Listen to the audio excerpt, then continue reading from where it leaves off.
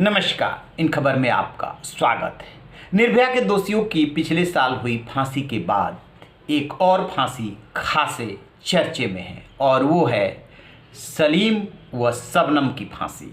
जी हाँ, हम बात कर रहे हैं 14 अप्रैल 2008 की उस लोमहर्षक घटना की जो अमरोहा के बामनखेड़ी गांव में अंजाम दी गई थी। एक ही परिवार के 7 लोगों की कुल्हाड़ी से काटकर हत्या कर दी गई थी। बेटी यानी शबनम प्यार में इतनी पागल हो चुकी थी कि कौन अपना कौन पराया उसे कुछ नहीं दिखा। पहले उसने नशीला पदार्थ खिलाया और फिर प्रेमी सलीम के साथ मिलकर के माता पिता भाई भाभी और उनके बच्चों मौसी की लड़की तक को काट डाला। निचली अदालत ने महज 29 सेकंड में फैसला सुना दिया था कि ये एक्सेप्शनल केस है और इसमें फांसी से कम कुछ भी नहीं। फिर ये मामला हाई कोर्ट होते हुए सुप्रीम कोर्ट तक पहुंचा और फिर दया याचिका राष्ट्रपति के पास, लेकिन राहत नहीं मिली। अब शबनम का जो बेटा है ताज, जिसकी पैदाइश जेल में ही हुई, वो आया है सामने, राष्ट्रपति से गुहार लगाया है।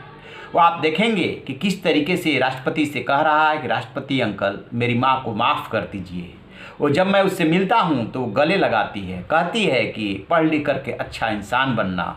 अब मेरी माँ नहीं रहेगी तो मैं माँ किसको कहूँगा। भाव कपिल वो कर रहा है। क्या राहत मिलेगी?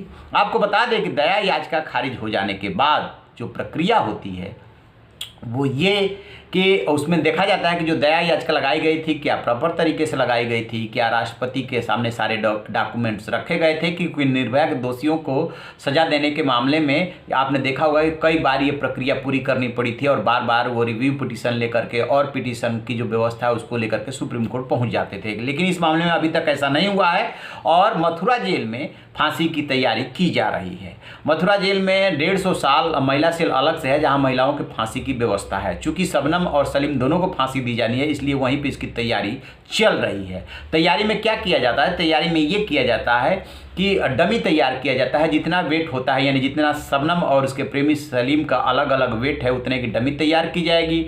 फिर देखा जाएगा कि लीवर ठीक से काम कर रहा है। फिर देखा जाएगा जिस पटरे पे खड़ा किया जाना है वो ठीक से काम कर रहा है, क्योंकि पता चला कि वो पटरा सड़ रहा था इसलिए उसको बदला गया है। लीवर ठीक किया गया है। पवन जल्लाद जो मेरठ का है वो पहुँच करके उसका मुआयना कर चुका है। फिर इंतजार किस बात का? इंतजार इस बात का हो रहा है कि दया याचिका खारिज होने के बाद मजिस्ट्रेट के सामने पूरे फैक्ट्स रखे जाते हैं कि ऐसे ऐसे फांसी की सजा हुई है, दया याचिका खारिज हो गई है, लिहाजा फांसी देने की तिथि और समय मुकर्रर कीजिए।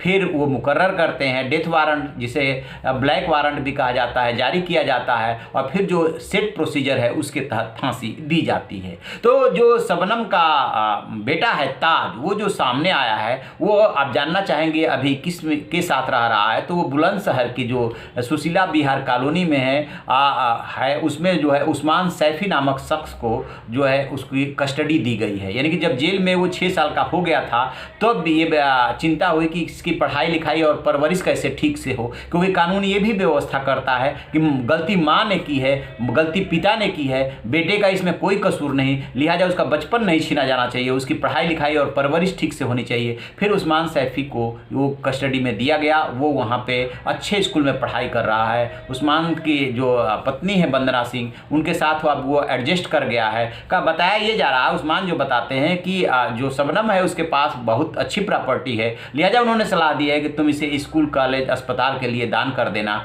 यानी कि वो भी मानते हैं कि अब जो कानूनी प्रक्रिया है वो पूरी हो चुकी है और इसको फांसी मिलनी है, लिहाजा वो अपनी तरफ से जो है नेक्स्ट सलाह दे रहे हैं। लेकिन जो ताज है यानी जो बेटा है शबनम का और सलीम का, उसकी अपील क्या कोई रंग ला सकती है?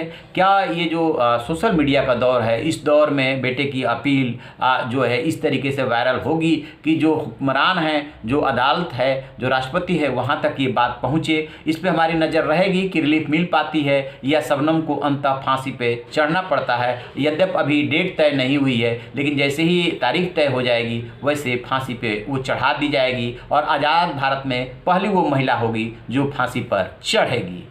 तो आप रहिए ना बेखबर, देखते रहिए इन खबर। Thank you.